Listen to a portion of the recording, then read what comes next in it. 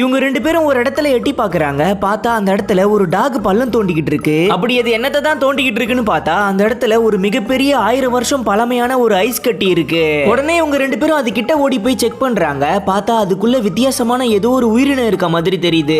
அதனால அந்த ஐஸ் கட்டியை அவங்க 2 பேருமே வீட்டுக்கு எடுத்துட்டு போயிடுறாங்க. எடுத்துட்டு போய் அதை நக்கி எல்லாம் பாக்குறாங்க. அதுக்கப்புறம் அதை நல்லா ஆராய்ச்சி பார்க்கும்போது தான் தெரியுது அது பல பில்லியன் வருஷம் பழமையானதுன்னு சொல்லிட்டு. அதுக்கப்புறம் இவங்க 2 பேரும் அதை ஹீட்டர்லாம் வச்சு உருக வச்சு பார்த்தா தான் அதுக்குள்ள என்ன இருக்குன்னு தெரியும்னு சொல்லிட்டு ஹீட்டர்லாம் வாங்கிட்டு வந்து ஆன் பண்ணி வச்சுட்டு அவங்க ஸ்கூலுக்கு கிளம்பிடுறாங்க. அதுக்கப்புறம் பார்த்தா அந்த ஐஸ் கட்டி கொஞ்சம் கொஞ்சமா உருகி ஊத்தி பீஸ் பீஸா உடைஞ்சு கீழே விழ ஆரம்பிக்குது.